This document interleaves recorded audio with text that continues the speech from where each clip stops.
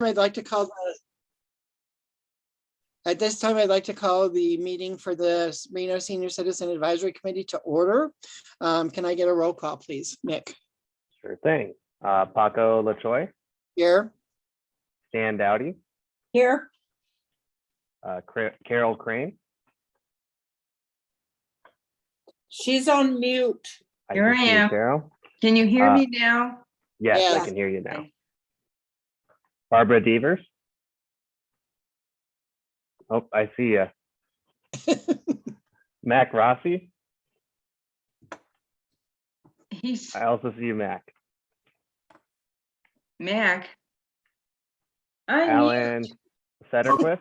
Delighted to be here. Thanks, Alan, you made it. Councilmember Jordan. Is Alan there? Yes. Here. Yes, I just heard him. Jackie Bryant. Is she on this call? Who? Okay, it will just be myself, and then we do have a quorum. Okay. Having a quorum, the next item of business is public comment. If anybody on the Zoom wants to make a public comment, please raise your hand and Nick can get you into so that we can hear you. Looks like Donna Klontz would like to speak.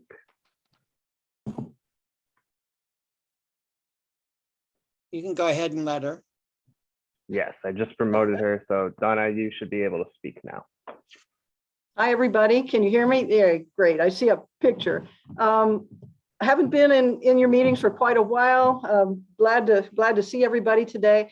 I'm here because I really wanted to hear your speaker, JW, talk about the ARPA funding today, and then anything on Older Americans Month. The county group is really, and the Sparks group are really looking forward to working together on the Older Americans Month things. And all of us are really excited that Reno Council put $1 million in the bucket called senior support for that ARPA funding. So we're all waiting to see how that's all going to play out and how ideas can come forward. So thanks a lot for the time. Thank you, Donna.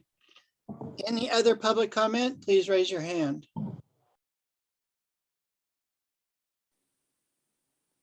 I don't see any other hands raised, Paco. Okay. Being no further public comment, we'll move on to the approval of the agenda. I have something I want to say about that at this point. Our agenda got changed and several items that we need to make recommendations to council on were made for discussion only. So we cannot make a recommendation to council if we should so choose as a body, because that is an action and it would have to be an action item for us to make a recommendation. Initially, I was going to suggest that we not approve the agenda, but if we don't have agenda, we can't meet. So at this time, I would like to see if somebody would like to make a motion to approve the agenda so that we can move forward. I make a motion that we approve the agenda. Stan Dowdy. Is there a second? Mac Rossi for a second.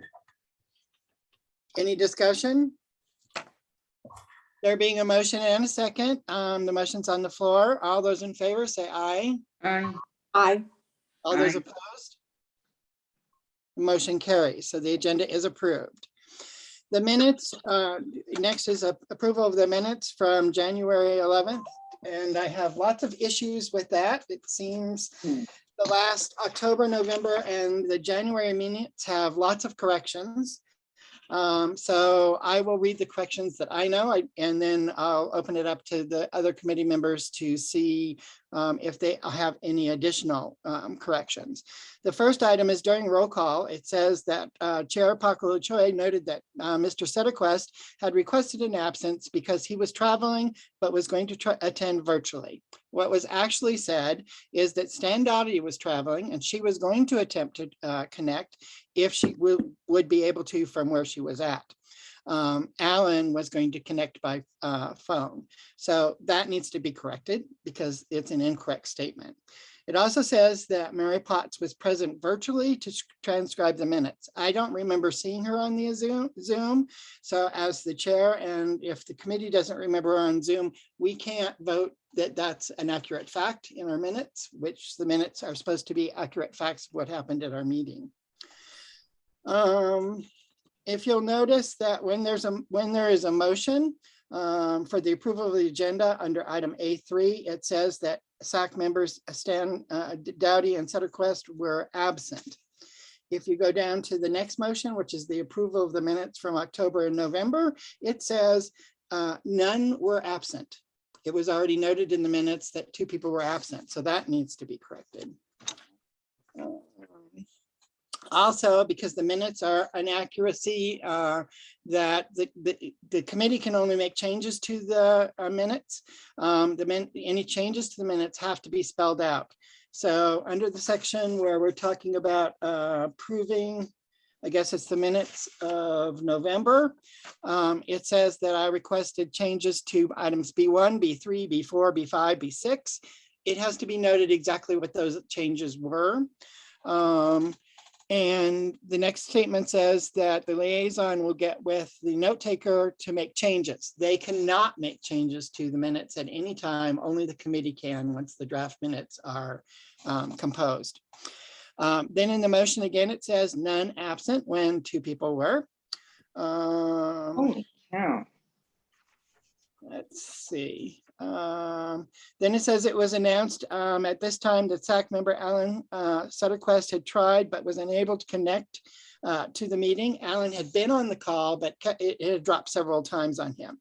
I want to make sure that in the minutes that it states that both Stan's absence and Alan's absence, as reflected in the minutes, are excused.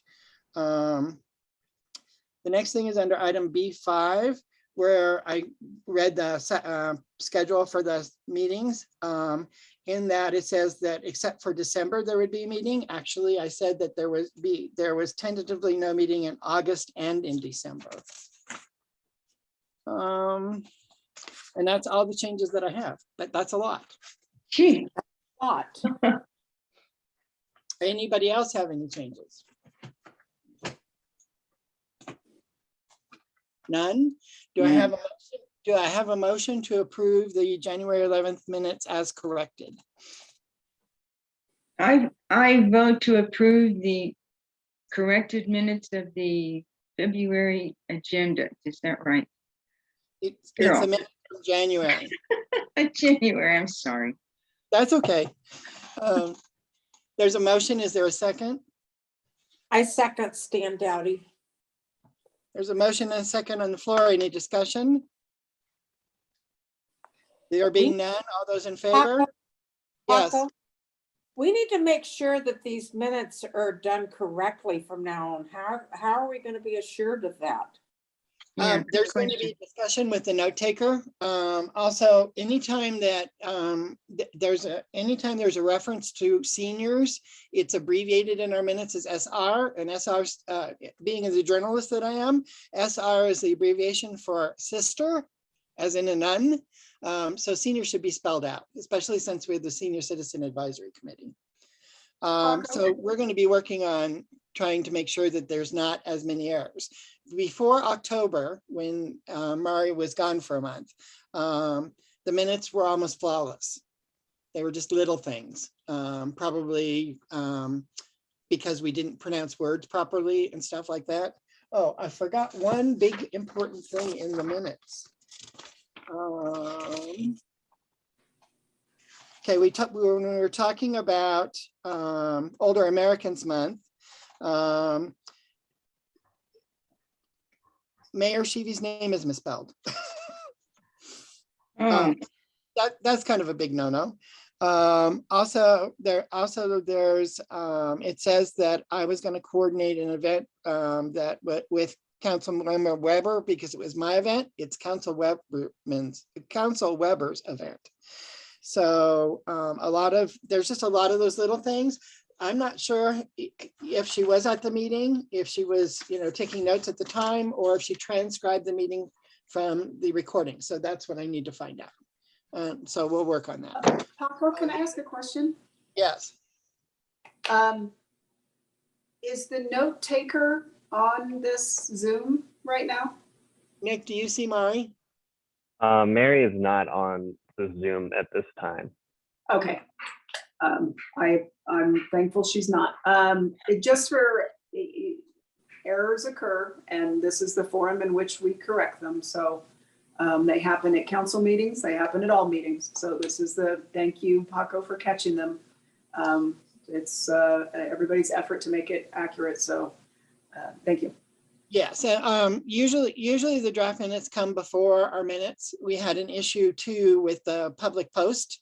The minutes were not attached, and by open meeting law, because that's an item that the public needs to see, it needs to be attached when the minutes are. We've corrected that. It was posted yesterday instead of 3 days prior to the meeting. The other thing we need to look at is that when our liaison sends out our agenda and stuff to us, our packets, it needs to go out at the same time it is made as a public post. It's not supposed to be 2 days later. All things that can be worked out with Jackie Bryant. Thank you. Yes. Oh, yes. Councilwoman Jardin, we are working on all the little things that are little bumps in the road. So it's like calling Reader Direct and telling them there's a pothole. We're fixing it. Okay. Next I want to, is JW there? Hello. Yes, JW is here. Okay, the next thing I want to do is I want to take item B1, which is the presentation and discussion of the ARPA funds, and move that up to before our council liaison report, because JD's on a tight schedule. So at this time, I would like to have JW brought in and we can hear his talk on the ARPA funds. I am moving him over to a panelist now. Thank you.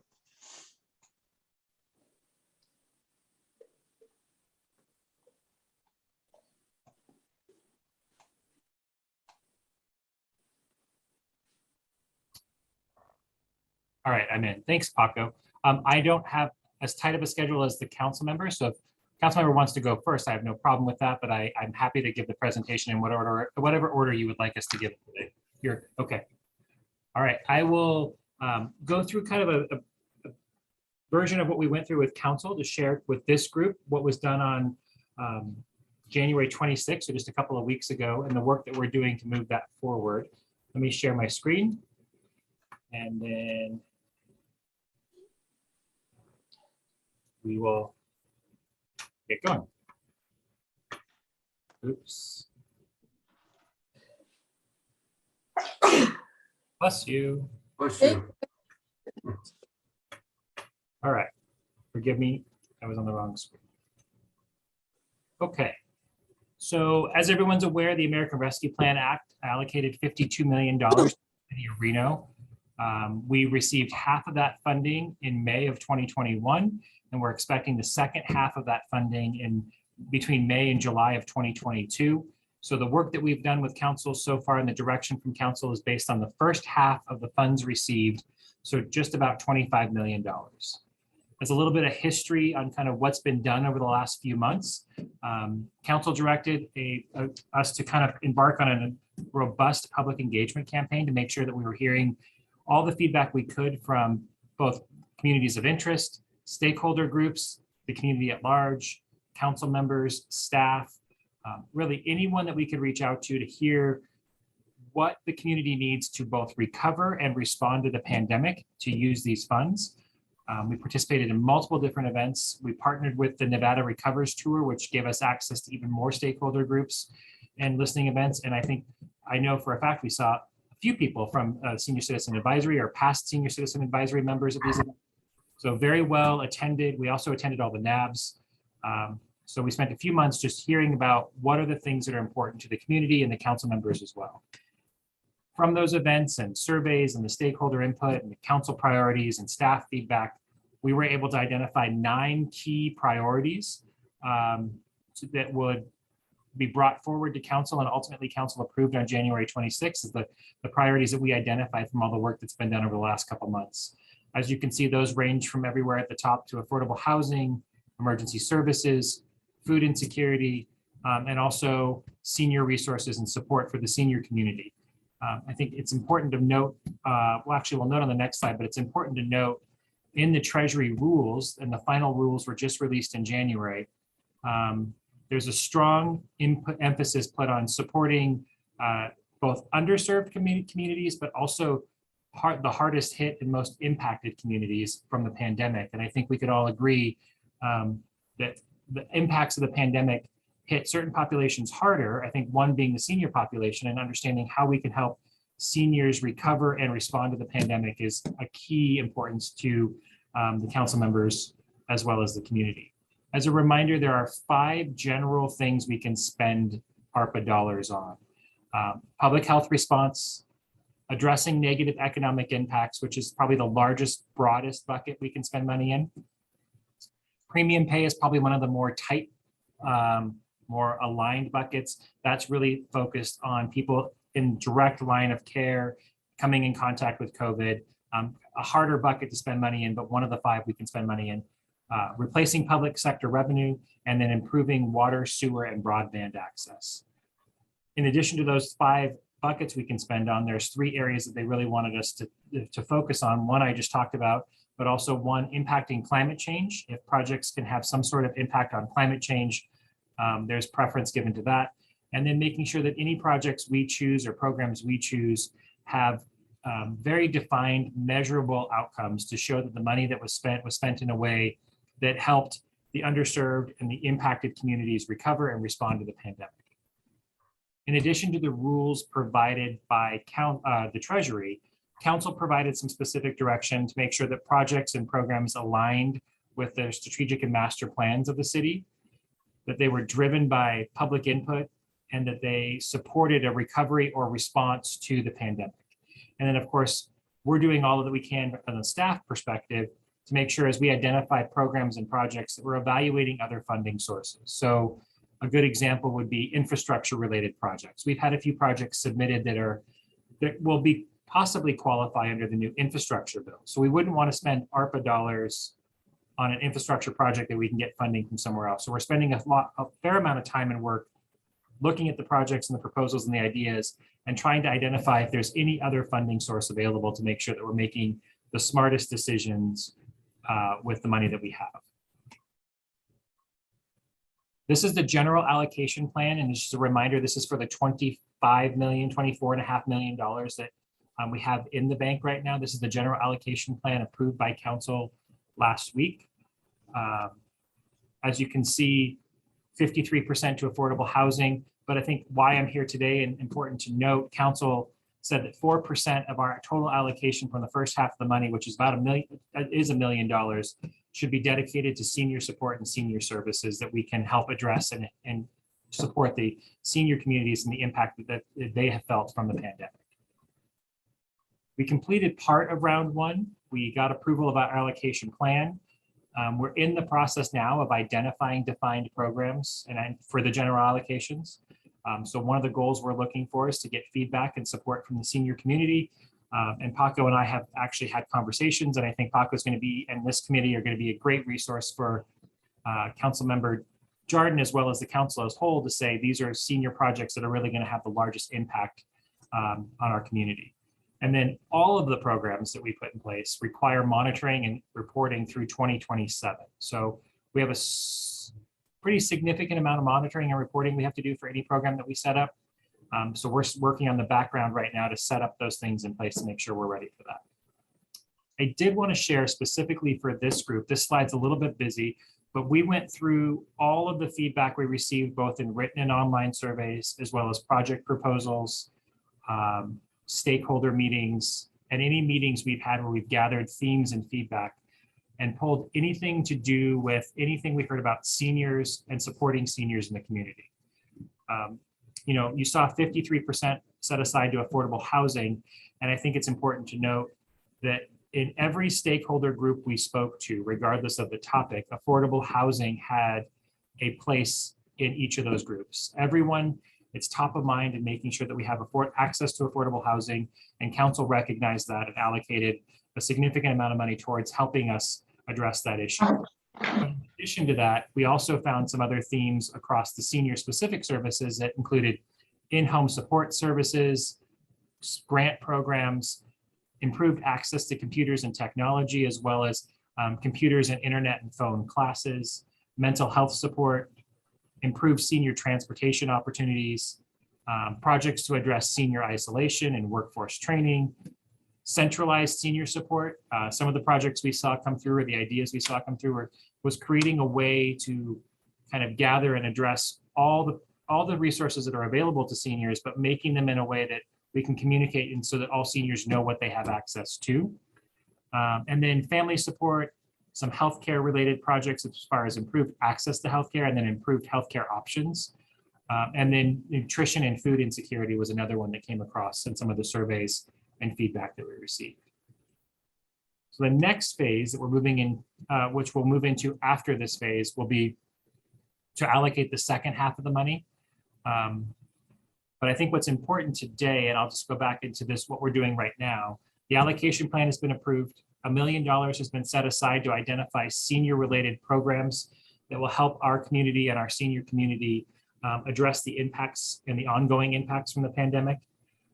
We will then gather those projects after we go through a vetting process and understand the rules, work with the Senior Citizen Advisory Committee, our council members and others to identify those programs and then take them forward to council for final approval. So Paco, I will end with that and stop sharing my screen and then open it up to your thoughts and your questions and the council members' questions as well, because I think it's important to know Councilmember Jardin was very specific about making sure that, you know, when we looked at this allocation, that we addressed the senior community as one of the harder hit communities, and then making sure that we're setting aside the dollars that we could find programs that are going to be supportive of the senior community. So I think it's important for us all to know that it's there for a reason. It was identified as an issue that it's important to council that we address. And I'm really looking forward to working with Paco and this community to understand how we can identify those programs that we can bring back to council and say, these are things that are going to make a long lasting impact in the community. And I guess I'll leave it with that. I think when we look at programs, the sustainability and the long lasting impact is really, this is once in a lifetime kind of funding that we don't typically see at a government. So when we can identify programs that will have a lasting impact on not only the seniors we have in the community now, but the seniors that will be in the community for generations to come, I think those are truly the projects that we want to kind of identify, develop, and put into our community so we can leave a lasting mark on what it means to live in Reno, what it means to be a senior in Reno. So I'll end it there.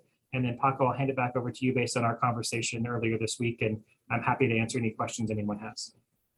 Does anybody have any, JW, thank you so much for that information. Does anybody have any questions for JW? Anyone? I have a question. Yes, go ahead, Councilwoman. Sorry, I'm just kicking it off. I'm sure everybody has questions. They were just being shy. JW, tell me the timeline again. I know at council we have done nothing more than a very 30,000 foot sort of percentage allocation into very general areas. We have not gotten anywhere near specifics. So I hope this committee doesn't think that by not being able to vote on something related to this today is somehow putting you behind the 8 ball, because it's not. So what is just the timeline, the progression of all this? Absolutely. Yes. So we are very much in the beginning stages. Funds have to be, projects and programs have to be identified, and council has to allocate money to those specific programs by December 31st, 2024. The projects have to be fully complete and the money has to be spent by December 31st, 2026. So to Councilwoman Jardin's point, we are it seems like we've been doing this for a while, but we're being very intentional in picking projects and programs and trying to plan out what we're going forward and utilizing the timeline given to us by the federal government to say, we have until the end of 2024 to allocate the dollars and the end of 2026 to spend it. Thank you. But if we came up with an idea or recommendation, you know, we could start that if it was approved through council earlier than that 24 deadline, right? Absolutely. And I think I'll expand a little bit on Councilmember Jardin's question as well. We are developing the process internally now. So as projects and programs are identified, we just got the 400 plus pages of guidance from the federal government on their final rules. We've developed a vetting process to make sure that as these projects move forward to council, they are eligible under the federal guidelines, so that we're taking the time to identify the projects. They're still coming in, programs are still coming in, ideas are still being discussed. Then we have to vet them, go through the process to understand what's eligible and what's not. And then they'll go to council for council to say, yes, these are programs under the allocation we created, but there's still a fair amount of process that we have to go through to make sure we're making the appropriate decisions for the use of this money. Paco? Yes, Yeah, I'm just curious. So this is just, these percentages are just a tentative set right now, subject to change in the next couple of years too then. But they have to go through council then, or are you still setting the percentages up to go to council at a later time? So if I understand correct, the percentages that I shared with you today are the percentages that have been directed by council to say, yes, we're going to spend 4% of our initial half of our allocation on senior related projects. We have to go back to council once we get the second half of our $25 million, and council will direct us again on what the next set of allocations will be. And that could be a continuation of what they've already directed us to do. It could be an expansion, it could be an adjustment up or down. It'll just depend on what council's direction is at that point. But to answer your question, council has said we are going to spend right now, the first half of the allocation, this percentage on senior related programs. The next allocation will be up to council. And then as we move through the projects, there'll be opportunity to adjust up and down as needed and at council's direction, if that's the case. Thank you. JR, ARPA funds cannot be spent on anything that would have continuing costs, correct? So you ask a very straightforward question that doesn't have the best answer for you, but ideally, no, because ARPA funds are one-time funding. If there are programs that have ongoing costs and in a way that we can invest in them with ARPA dollars that supports growing that program, but with the expectation that the ARPA dollars are not going to continue to sustain it, we can look at projects like that. But my general guidance and recommendation would be, we need to make sure we're looking at projects that can be funded one time with one-time funding that will be sustainable. So I know that's a very political answer for a straightforward question, but I want to be clear that it's not, I wouldn't preclude you and say, no, if this is a project that's going to cost money for the next 10 years, it's a hard line in the sand. I would say, let's look at how we could fund a portion of that project with one-time money that helps support that project in a different way. And my personal feeling is that anything that's ARPA funded related needs to serve the most seniors as possible, not small groups of seniors, or I'm not really that in favor of the grant kind of thing, because that's for one specific thing for one specific group. I would rather see the ARPA funds being spent to benefit the most seniors. Paco, I agree with that totally, because if it's going to be a one-time thing, we really need to figure out where we're going to get the most seniors to be involved in it totally. So maybe at some point we have, I'm not sure timeline wise, but maybe we have a special meeting with only the ARPA, discussing ARPA on the agenda, so that we can bounce around ideas and see, what kinds of things would benefit the most seniors. Paco, I'm happy to work with you on what that looks like in the future and how we can set something up, and we can have a conversation and figure out what the best process is for that. That would be great. And Barbara, for the record, actually, I'd like to see that like on an ongoing basis, not monthly, but maybe quarterly as we go through this, bringing the other seniors from the community involved in this situation. Yeah, because it's $999,998.00 or something like that is what goes to seniors. Everybody's smiling, Jay. I see you. But that's a big amount of money, and it can benefit a lot of seniors. A significant investment for sure. Paco, may I ask a question through you to JW? Sure. JW, the question I have is, so I understand how the ARPA funds work, but I'm trying to thread a needle to see if it works for ongoing senior related issues. So how how some of these ARPA funds align with this group's strategic priorities. So taking, let's say, the top three things, which are transportation, housing, and I would think education. I don't have that in front of me, but I just know from my years on this, those tend to rise to the top. Getting people out and physically active is another one. So let's say that there was an opportunity for some of these funds to go towards educating and free transportation for seniors on the Flex Ride system. Now I'm drawing some lines that haven't officially been finished yet at RTC to expand potentially the Flex Ride program so it's a door-to-door service for seniors. Fixed routes are still going to exist, but they don't always meet all the needs of all the seniors, particularly those in far-flung areas that aren't on a transit line. So my question is this: can these ARPA funds, is it recommended that they could be used for a year or two of offsetting fare, with the understanding that year 3 and beyond is no guarantee, because it's an educational, it's a new program, and it's trying to get people familiar with public transit, which checks a million boxes that everybody's interested in. I just don't know if it would forever be free for seniors. You understand what I'm saying? No, and I think you articulated the answer that I should have given much better than I said. But yes, you're 100% correct. Like, let's fund it for 2 years or 3 years as a demonstration project, or as a time period that gives whatever agency we're funding the time to figure out how to sustainably fund it ongoing. But maybe that first 2 or 3 years gives the window to build the program and give the opportunity to identify other sustainable funding sources. But you are absolutely correct. We could do that.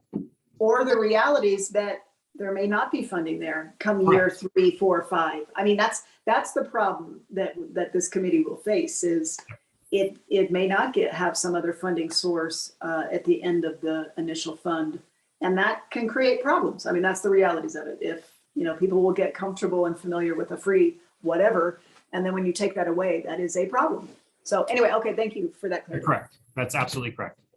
Yeah, it's like, one of the things I know that's been kicked around is seniors and public transportation, and figuring out if that's a possibility, like something like that Nevada and the TMCC kids get by showing their ID. There would be funds to fund it for 3 or 4 years. However, at the end of that time, is there funding out there that we could go after, like the clean air stuff that they got the money for the college students, to do the same thing for seniors? But there's also all kinds of federal government money for seniors available. So if the transportation is the issue and we identify that as a major issue, we could, potentially, when the ARPA funds are done, there's funding to continue that program or continue the program in some way. I have a question. Has this happened in the past where there's been a policy or a project in place and money has run out? And what have you done? I can't speak to a specific example, but yes, I think we run across that both in public and private. Yeah. Like, I think there's specifically, when you look at programs, I think we have to look at ARPA as a very large federal grant-like program, right? We didn't have to apply for it. We were eligible for it because of our status as a city. Yeah. Grant funding runs out, and I think we run into that a lot with grant-type programs where, I can think of one in my past life where we set up a car seat program, and it was fully grant funded to support the car seat program, knowing that year to year to year, we might get to a year where we know the service is very valuable to the community. But if grant funding runs out, that program ceases at that point unless we find more grant funding. So I think it's an example we see across the spectrum of things when you look at a grant type program where you're handed an allocation of money for a specific period of time. Yeah, grants. So Carol, I have an example for you. If you've lived here in the city for any period of time, you'll recall we had a number of firefighters that were grant funded at one period of time. And then the economy went south and that grant had run out and we didn't have the funds to continue to fund all those positions. And we had to lay off a significant number of firefighters, and it was a mess.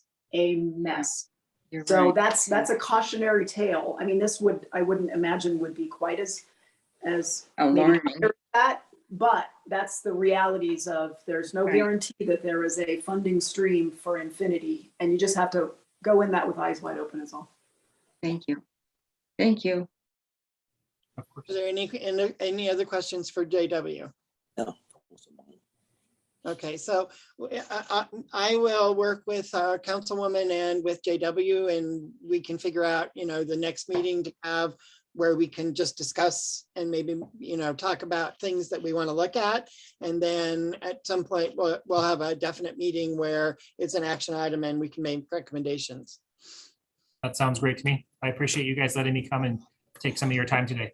Hey, Paco and JW, there's a question raised in the audience. I don't know if you typically take questions from the audience, but I just wanted to let you know. Not usually, no. That's it. That's it. Thanks, JW. Thank you very much. Hope everyone has a wonderful week. Thank you. Thank you. Okay, we'll go back to the regular agenda, and next up would be our council liaisons report. Yay. Thank you very much. I mean, that was kind of the highlight of the senior related items. I kind of talked about it with regards to the transportation. This was a lengthy conversation at our RTC strategic planning session a few weeks back. And it was, in essence, a very robust discussion about how the transit operations in our region can be reshaped and thought of differently so that we can best serve those populations that, one, use it and need it most. And to do it in an efficient way that allows for its ongoing ability to operate. And why do I say it like that? Is there's not infinite funds on the transit side. A lot of the transit side operations are funded by fuel tax. Well, a lot of people are in vehicles that are not gas, they're not fuel vehicles. So the funding for transit operations continues to dwindle while the need is still very much there and we want to promote it. So there's lots of discussions on how we can reshape and redefine our transit operations so that big 40-foot buses aren't running out to Spanish Springs with 3 people on them. We're trying to find a better way to meet the needs with technology, with different vehicle types, with different needs, whether it's the physically impaired or just the physical location of where they are. It's just not conducive for them to get to a stop. So lots of discussions on that. That's just kicked off. So that's a pretty exciting thing to rethink that whole operations. And other than that, I mean, we're excited. There seems to be some movement towards getting back to some level of normalcy, which also means our Older Americans Month and a lot of our activities, we can start looking forward to hopefully getting back together in person and maybe at some point without masks on. But until that order comes down, we'll just keep being safe and doing what we can to keep everybody as healthy as can be. So that's it, unless you all have some questions specifically about something. Oh, there was a great meeting. There was a great meeting downtown recently about some downtown developments, about some affordable housing opportunities, about some senior housing opportunities. There's a housing forum that's coming up with the city, and I don't know if Jackie has the exact date. I think it's in March. Is it in March? February 22nd. February 22nd from 10 to 4. Yes, so it's a lengthy one. So we'll want to, all of you will want to log in. I'm guessing it's still going to be via Zoom unless something changes. Is that what we're thinking? We are looking at the declining COVID case numbers and also the decline in the wastewater testing, which kind of forecast where we will be in a week or two. And so we're still trying to ascertain whether it will be in person or it will be virtual. Would it, even if it was in person, would there still be a virtual option that you know of, or? Yes, just like we have before when we're in person, yes. Okay, okay. Well, They could observe either via YouTube or the Zoom link. okay. And also provide feedback that way as well. So that'll be very exciting because it will be very informative, and we'll really start to drill down on actionable things in which we can start doing to really increase some of our housing stock, hopefully. So other than that, I don't have anything. What's your question? I have a question, and Naomi, you're the right person to answer this, I think. I got an email from Uber, and they're coming up with a situation where you can call Uber to go from your house to a bus stop. And I don't know if there's something that the RTC or somebody else could link in with Uber to make that more available for other people, or to encourage seniors to use that. I don't know how it all works, but I just got that on my email like 2 days ago. Well, if I'm remembering correctly, I think we already at RTC had some level of a relationship with Uber or Lyft. One or the other contracted with us and one didn't. And it was pretty much like a taxi buck sort of situation where you could get some level of a ride. I'd have to look into that, but that is kind of, we're exploring all of those options that can get you to where you need to go or get you to a transit line to get you where you need to go. I just thought that was really a big thing. I couldn't believe that they were coming out with that. So, because that would solve a lot of our problems, especially out in the area where we don't have a regular bus line set up. They could just call Uber and go to where they need to go. You bet. Spanish Springs in the South Valley. Yeah, that too. Northwest, everywhere. I mean, where it just doesn't, I mean, we've even put some full lines in a couple of different areas where we've heard a lot of folks saying, we need, a bus route out here. And we have found once the bus route gets out there, there's just not a lot of people riding it. It's very difficult to sustain those big buses and all their maintenance and staffing and all that stuff. So we're looking at all the options, and there are many options. And I'm excited to where it's all those pieces are starting to come together. And I think Paco, Yes. question for Councilman Jordan. I'm just curious, since you're on the RTC board, and this kind of off the realm just a hair, but with more and more electric cars coming in and the transportation wanting to depend a lot on the fuel tax, has any alternatives come up to tap into the other energies? So you'll love this. They have been through a very informed group of individuals at the state, because this isn't just obviously an us issue, it's a statewide issue. They have a group that has been studying all of the options, the alternative funding source options on how to potentially keep that stream of revenue coming in, because it also funds our roads. It funds the road repairs that we have as well.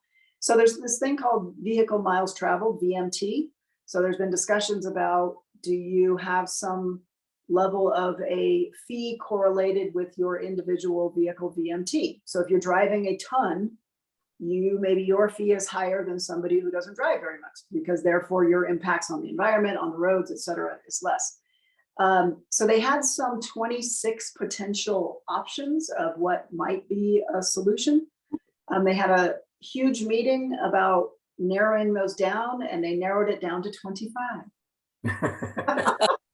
So they're working on all the alternatives of funding for the state, and we're not alone. I mean, the feds are having to look at, their federal, road funding and that sort of thing. So it's a discussion that's going on all over the place, and it's how does it get paid for if you're not in a fuel vehicle, but you're still impacting all those things that somehow have to be repaired and maintained and built and all of that. So it's in progress.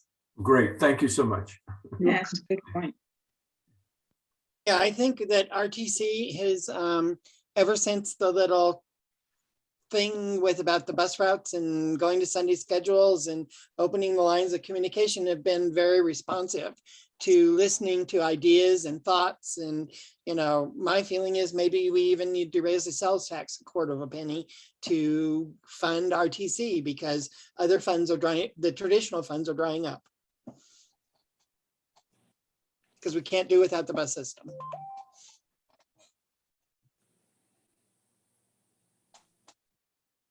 Anything else? Any other questions, comments? No. All right. Thank you.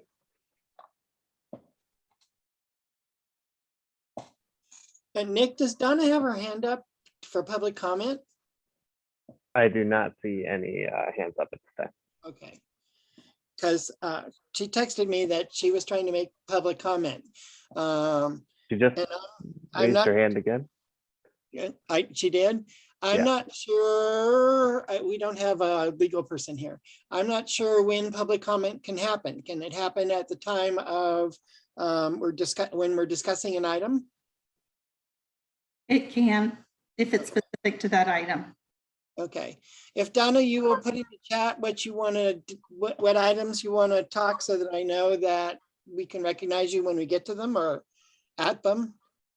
Or she can wait, if we've already had that item, then she can do public comment at the end. At the end, yes.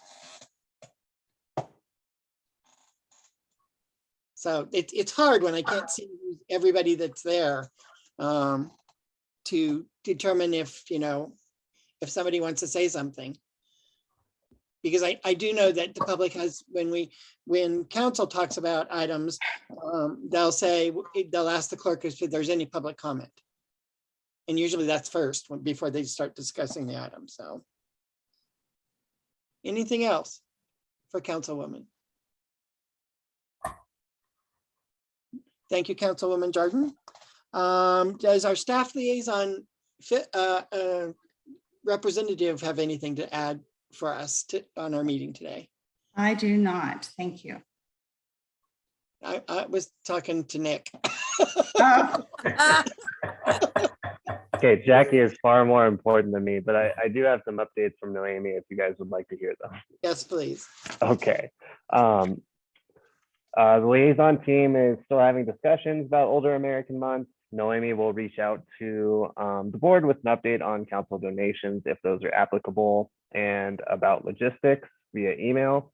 I do have an update on my end as I was reached out about the ACES suite. So we are looking at reserving the ACES suite for you on May 17th, May 21st, and May 31st. Okay, good. Thank you, Nick. Yep. Barb. And then Councilmember Dewar is happy to join or participate in the nature walk if we have more information about that. Okay, when we get to our discussion on Older Americans Month, I will fill you in. Okay.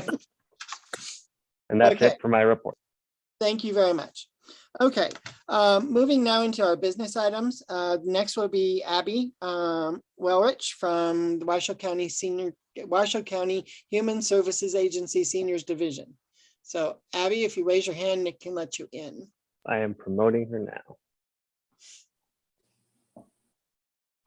Abby, welcome.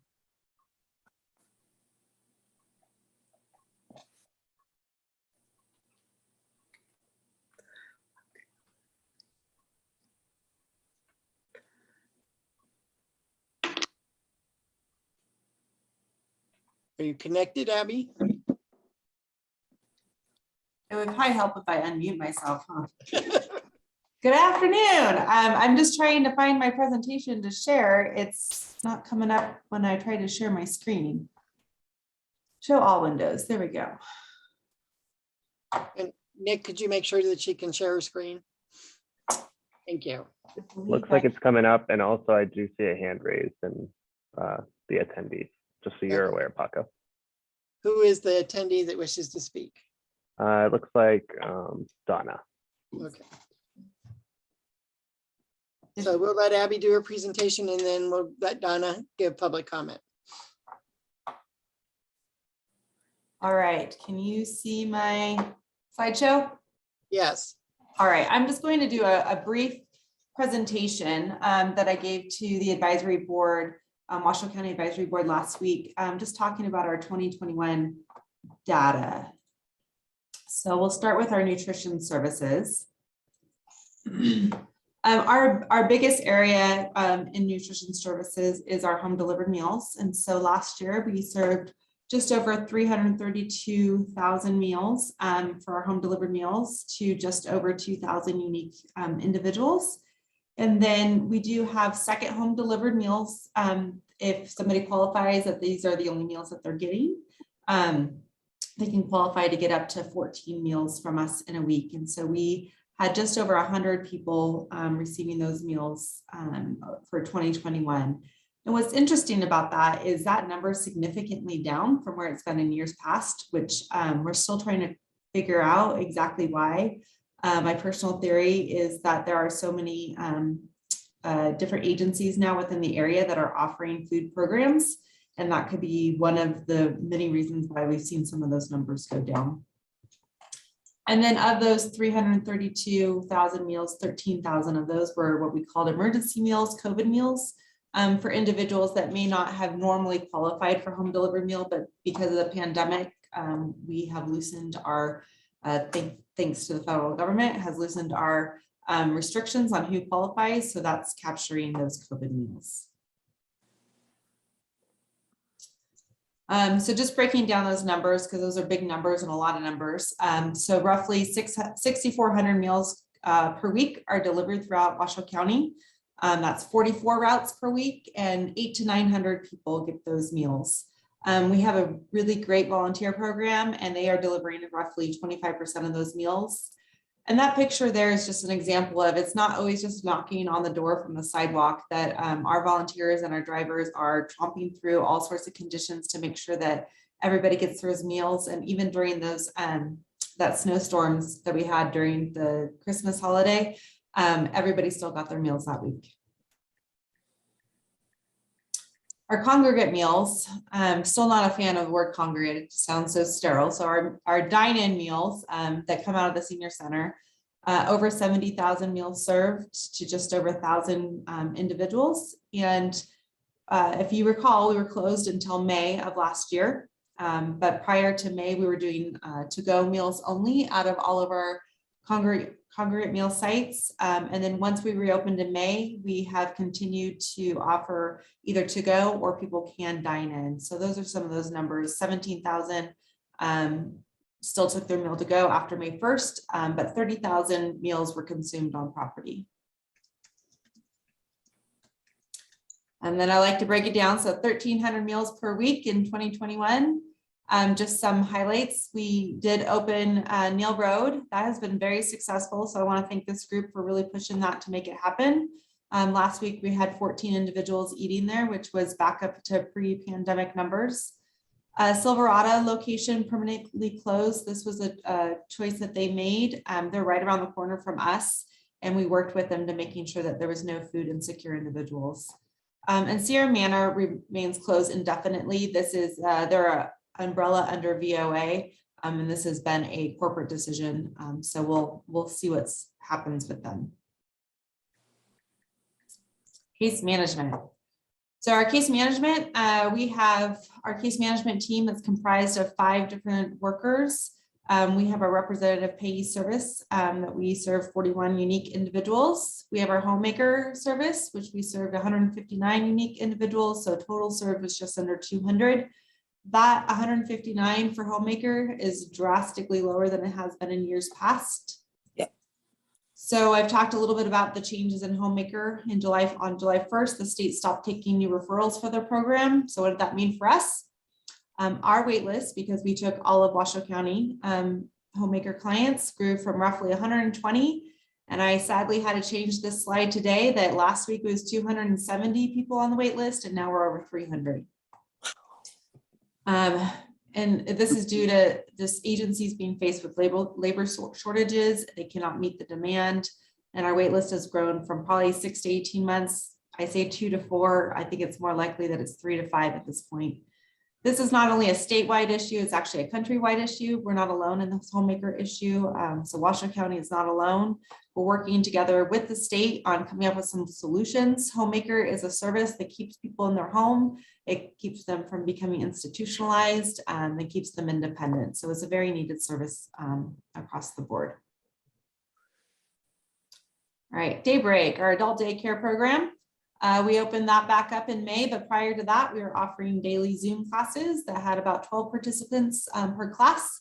We provided activity packets to the families, so they were able to do activities such as bingo. They did share yoga, those sorts of things. We reopened back in May, and we've slowly been growing our census. At the end of the year, it was about 7 to 9 participants per day. I think we're right now probably around 12 to 14 participants per day. And lastly, we have our TADS program, our temporary assistance for displaced seniors. This is located on what was the NAMS campus. We are on the same campus as Aarp Place and Crossroads Women. We have 20 beds there to serve individuals 60 and over. They receive intensive wraparound services in order to secure permanent housing. Last year, we had 46 new individuals come into TADS, 34 women, 12 men. More women than men because of our place being co-located. We're getting many more referrals for women than men. 31 of those 46 were successfully placed into housing, so 67% we were able to find housing for. And that was my short and sweet presentation to give you an idea of 2021. And I just want to mention one other thing totally unrelated to this presentation, but just like in previous years, AARP is back in our building to help individuals who need help with tax prep. And so that is actually offered to anybody, regardless of age. I just recently learned, but they're geared more towards 55 and older. But if anyone is struggling to prepare their own taxes, they have that resource. And in order to access that resource, you call our main number, which is 328-2575. The individuals will, our staff will take down your number, and then AARP will reach out. Any questions? Abby, thank you so much for your presentation and updating us on the success you guys have had over there at Washoe County Human Services for seniors. Anytime. Any questions for Abby? Abby, thank you so much. Moving on, if you are with the Bird electric scooter people, if you would raise your hand so that Nick can let you in, we will transition to presentation and discussion regarding the Bird electric scooter proposal. I'm adding both of them now. Thank you, Nick.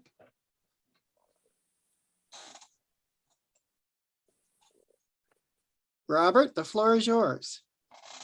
Hello, and thank you for allowing me the opportunity to come and speak with you today. Should I do a slideshow presentation? If you'd like. Nick, can you give him access? Should have access, Robert. Okay, great. Can you see this? Yep.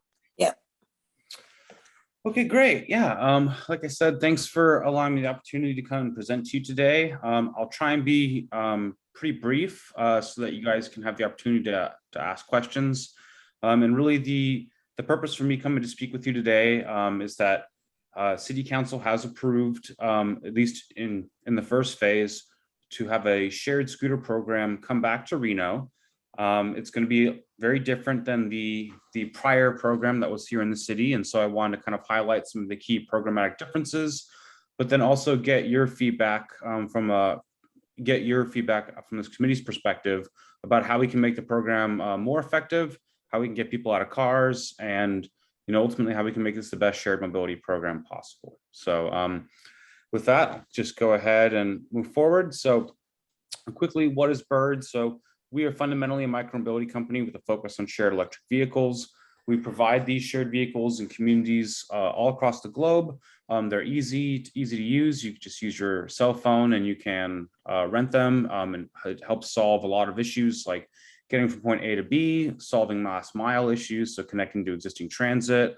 It makes use of the same infrastructure that you're already working on in terms of bike infrastructure and pedestrian infrastructure.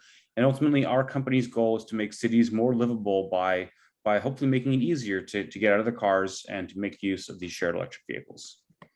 So our story, we were founded in 2017 with about 50 off-the-shelf scooters in Santa Monica. And since then, we've grown a lot. So we're now in over 400 cities worldwide, across 25 countries, 5 continents, and have now facilitated over 100 million rides on our shared electric vehicle. So less than 5 years old, and we've expanded quite rapidly. So I think that proves the use case for people wanting to use these electric vehicles, and not just the American use case, but use cases all around the world. One of the things that we're particularly proud of and is unique to us as an operator is that we design all of our own vehicles. So you'll see that we have not only developed internally four shared scooters, but we've also recently launched the Bird Bike, which is for shared mobility there. And we have an entire consumer products division. So all of our electric vehicles, all the know-how, all the lessons learned are also made available for folks who want to buy these vehicles for personal use. So you can go online right now to Target or Best Buy and be able to buy a Bird scooter there, and soon to be Bird bikes and even a Bird electric mountain bike. So we take it seriously that we've made a lot of innovations into our vehicles. We've learned a lot from a technological standpoint, and we've also learned a lot from an operational standpoint. And that those lessons learned have helped inform our programs that we're offering cities now. And that's why we believe it's fundamentally going to be different and hopefully going to make use of the lessons learned in Reno. How it works, it's pretty simple. You download the app, you verify your age. We accept over 500 forms of government issued ID. You add a payment methodology. You complete educational tutorials about where and where not to ride, where and where not to park, encourage people to wear a helmet, all the things that we'd like to see. And we can customize those based upon the market that we're in. And then you take flight. Pricing is pretty standard across most of our markets now. It usually costs $1 to unlock. And then we have a per minute ride fee after that. And we also share some of that revenue with the city. So on a per ride basis. The average scooter trip now in North America is roughly 1.4 miles. And with a per minute fee, that's roughly $6 to $7 a ride, depending on which market we're in. And then we also offer a variety of equitable pricing options. So everything from community pricing, which is a 50% discount on all of our fees for anyone who's accepting any form of government assistance. So this could be students on a Pell Grant. This could be senior citizens on a fixed income. Anyone who's receiving some form of government assistance is eligible for community pricing. We also then work directly with local educational institutions, as well as local governments, business organizations to do monthly passes and discounted rides that way. So if there's a transportation demand management program currently in play in the city of Reno, or if there's students, whether they're UNR students or Truckee Meadows Community College students who want to participate in a monthly pass program, that's something we're going to be exploring in Reno. Also integrating with existing transportation options. So we already have been talking with the RTC about making sure that we can provide effective last mile solutions. And then we also have cashless and text ride options for those who don't have access to a smartphone. So income and ability shouldn't be barriers to being able to utilize our transportation options. So one of the things that's also very unique to the way we do our operations, and specifically unique compared to the previous operator who was in Reno, is that our program is going to be run entirely by locals. So all of our fleet managers that we're going to be recruiting are either established Reno businesses or individuals who are going to be establishing their own companies. And the way it works is that we're going to be licensing out a portion of our fleet to these individuals who are then going to be in charge of charging, maintaining, deploying, rebalancing these electric vehicles, and also responding to issues around compliance. So if there's a scooter in a place where that shouldn't be, these will be the folks that they'll get an instantaneous notification to go out and respond to that issue. And it's been a really successful program, and it's what's allowed us to serve a lot of small and medium-sized cities, which again has been what we think is a differentiator for us as an operator, and also something that we're super proud of because it's a local program by locals for locals, and because they know the community well, we think they'll be more efficient at operating their system. A little bit more on the fleet manager model. Like I said, we've already screened and recruited eight local companies and entrepreneurs who are going to be licensing this fleet. When we roll out in about a month, we expect to have around 250 vehicles in our first wave. And so these will be the folks who will be managing that program. And they're also supported by the Bird AI in the back end. So we can track every single vehicle where it is in real time. And if any vehicle is moving where it shouldn't be or is moving without being associated with the ride, our fleet managers are automatically flagged so they know if something nefarious is going on. And then also the Bird AI makes recommendations to them about if we're starting to see a lot of rides from certain areas at certain times of day. So they get an interactive heat map about how to deploy and where to most effectively deploy. And again, because it's a revenue share model, our incentives are aligned, and they really want to make sure that they're getting scooters where they're going to be ridden most often, and making sure that they're responding to compliance issues because it's essentially their money as well. Moving on, how this works at a local, just a day-to-day standpoint is I'm your main point of contact for the city for anything regarding program amendments, local partnerships. So I've already been talking with a lot of our local business organizations, working with the university, anything that's from a programmatic standpoint of whether doing programmatic amendments, responding to feedback, working with the city. That's my arena. We then have a general manager who is Maria La Posada, who wasn't able to join me today, but she's the day-to-day contact for operations, and she's the one who oversees the team of fleet managers, can put into place operations around parking, around compliance, around making sure that we're responding to scooters that are where they shouldn't be. So, and like I said, we manage compliance through both having a system of fleet managers in place, but also the Bird AI, which is constantly tracking every vehicle and making recommendations to our fleet managers about how to get those vehicles where they can get the most rides and generate the most revenue, but are also able to respond to compliance issues.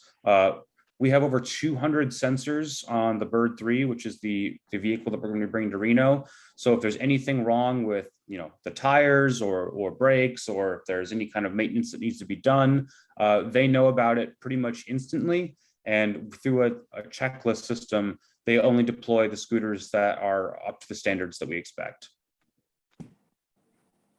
So parking, I know, is a big concern for a lot of folks. And we want to make sure that we are reducing scooter litter and that we're providing enough acceptable parking locations so that we're keeping scooters out of the public right of way, that we're not blocking any ADA ramps, and that ultimately users have a system in place, both sticks and carrots. So incentives for parking correctly and then penalties for parking incorrectly.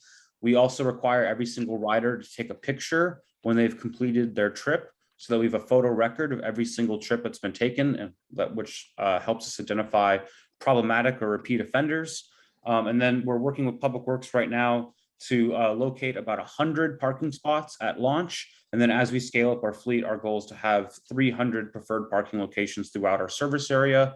Again, not in the public right of way, not blocking ADA access, making use of infrastructure where possible, and hopefully coinciding with the existing transit options, so that again we can provide meaningful last mile connections. And then also by having so many parking locations, users get trained really quickly on where they should be parking and also where they can expect to find a scooter should they want to use one. Here are just some of the examples of the different types of infrastructure, both dedicated parking stalls, which can be done with paint, to things like actual textured mats that we can deploy. We're already creating a list of local businesses who have requested scooter parking either near them or on their premises. And so we'll be working with a lot of the anchor establishments, some of the larger casinos, the convention center, et cetera, to make sure that they have on-site vehicles for use. Again, we expect to see a lot of visitor serving accommodations also want to prioritize scooter parking near them. And then we also, like I said, we create a photo record of every ride. And then we are also going to be piloting Phantasmo, which is a new feature that encourages people to take a picture of their surrounding area. And by using the onboard GPS data, as well as a photo record of the surroundings, we can get accuracy of parking within half a meter. So to be really accurate. So this way we can keep scooters, again, out of the public right of way and really cut down on issues related to wayward park scooters. Again, we also have other types of geozone technology. So we can create slow ride zones, we can create no ride zones, we can create no park zones. And we'll work with the city directly to make sure that we have these in place for, key areas of the city, pedestrian paths where you don't want to see scooters. If you don't want to see parking in a particular area, especially like down by the river, for instance, we've gotten that feedback. So these are just some of the things that we can do. And we can respond very quickly. So if there's like a street fair or something where we're all of a sudden wanting to make sure that we're not having scooters driving through that area, we can go ahead and make those zones pretty quickly, minutes rather than hours, to get feedback from the city. And the reason why our geozones are so effective right now is with the new technology. Previously, the scooters would have to ping the cloud and get their location from the GPS system and the satellites. But because we actually download all of that data and it's stored locally on the devices, it cuts down the response time. So when you do hit a slow zone, it's pretty instantaneous. You will get a ping, a chirp from the vehicle. You will get a notification on the dash of the vehicle that says you shouldn't be riding here or shouldn't be parking here. And then you'll get a message sent to your mobile phone. And so all that happens instantaneously. If you hit a slow zone or a no ride zone, the scooter will immediately slow down to the desired speed or no speed at all. Boy, that's in terms of the local impact, we've, as I've mentioned previously, we've expanded to a lot of areas. Shared mobility is very much in demand right now. What we found from an economic impact is that 63% of rides connect directly to local businesses in some way. And there was actually a study published last year by Emory Business School that found that for every scooter deployed in a community over a 6-month period, over $900 in additional spending was spent to local businesses. And that's over a 6-month period. So if you take it for a year, obviously with Reno, there's seasons. You probably see less ridership in the wintertime, but during that peak season, you can expect to see $900 per scooter of additional spending to local businesses. Our fleet manager program is also a meaningful employment opportunity. So our average fleet managers last year in North America made around $70,000 in take home. So it's not just the gig workers of old. We really make an effort to recruit local fleet managers and make sure that they're compensated fairly. And then in terms of how scooters are used to help facilitate people to and from their jobs, of a recent ridership survey last year in North America found that of bird riders surveyed, 26% said it made it easier to get to and from their place of work. So it is a commuter option as well. Here's an overview of the vehicle that we're going to be bringing to Reno. This is our latest and greatest. This is, I can say with a lot of confidence that this is the most sophisticated and advanced shared mobility device on the market today. In the world, not just for North America. And this is the Bird 3. This is, there's so many features I could talk about on the scooter. It is one of the most advanced computers that you'll find in any shared mobility device. Like I said, it has over 200 sensors on board. It's got 10-inch puncture-proof tires that are year-round weatherproof tires. They self-seal if something were to happen to them. The battery is completely waterproof. It's got 35-mile range. Its charge time for it's almost 6 hours for being able to continuously use it. It is completely self-sealed, so there's not a single exposed screw in the entire chassis of the vehicle. So it's largely theft resistant because you'd have to break open the scooter. And anytime something is happening to the scooter that we don't associate it or don't plan for on the software side, we know about it immediately. So if someone were to take one of these and put it in a flatbed truck, we would be able to track exactly where they are at all times. And by the time they were able to get into the actual scooter, we would be able to respond effectively. And we have protocols for doing that. We have anti-tip kickstands, which can withstand winds up to 40 miles per hour. We've got front and rear LEDs and reflectors on all sides of the vehicle. And we actually have 3 braking systems in the vehicle. So we have a drum brake, a disc brake, and if any of those were to ever actually fail, and it would sense someone were trying to brake, but the scooter was not slowing down, we have emergency autonomous braking on the scooter. So if there's anything happen with the brakes, it would actually automatically slow you down if it felt you using the brakes. Some other really interesting features on it. It's got a really easy to use bell that's located directly on the brake on the left. So you can brake and ring the bell at the same time. You don't have to sacrifice hand movement. Some other things are, it also has skid detection. So if you're driving erratically on the vehicle, we can actually send you feedback immediately to your phone that says, hey, maybe you shouldn't be swerving so much or driving so aggressively. So there's really a lot to like about this vehicle, and it truly is come leaps and bounds from the first generation of vehicles that we launched in 2017. Like I said, it goes through an extensive testing process. We subject it to extended periods of 170 degrees Fahrenheit, also below 0 degrees. Again, we water test all of the parts, including the battery. So it's truly an advanced vehicle that we're extremely proud of, and we're extremely proud that we're going to bring it to Reno and that we're operating a fully exclusive Bird 3 market. So that is the vehicle that's going to be in Reno, that you get the latest and greatest and best, and that's part of our exclusive agreement with the city. We also care a lot about safety, and so we're going to be doing a lot of both outreach and education to college students, to in partnership with the Truckee Meadows Bicycle Alliance, in partnership with business organizations. We do things like helmet giveaways. We're also going to be doing a safety school where people can come out and try the vehicles at first in an enclosed track, so they can get a sense for it before having to go out and experience it in the market. We have features like beginner mode that actually have slower acceleration for first-time riders, so you can toggle that feature. And if you want to order a helmet, you can actually do so through our Bird app. And so you only pay the cost of shipping and handling, and we'll send you a Bird branded helmet directly to your door. And like I said, we have a number of other features that we can do for promoting safety. We can do incentives, so we can actually waive your unlock fee for taking a picture of you with a helmet. We call it a helmet selfie. We're hoping to do, like I said, safety school and doing some helmet giveaways in partnership with local nonprofits. And we're hoping to get the word out. We'd love to come back when we have vehicles in market and give some helmets away to members of this committee if you would like. And then, like I said, there's a number of safety features built right into the actual computer and the features and hardware of the vehicle.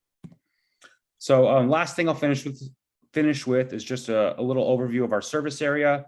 As you can see, we're not doing the entire city. We really want to focus on the areas that are going to be ridden the most, mainly the visitor serving areas as well as the university. So north above Highway 80, it's really university focused, and we're in talks with UNR about having actual parking on campus.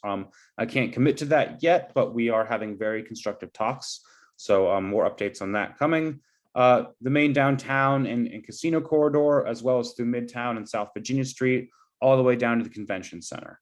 And with that, just kind of finish on some larger highlights. Again, the core principle here is that we really want to provide an alternative to driving a car. And another piece of interesting data that I haven't mentioned yet here is that across North America, across our North American markets, when surveyed, roughly 42% of all scooter trips either directly replaced a car trip or a ride-hailing trip. So if someone was going to get a taxi or an Uber or Lyft. So if our goal is to try and get people out of their cars and reimagine our cities and our metro areas to be more focused on bikes and pedestrians, providing access through shared mobility is one of the best ways to achieve that.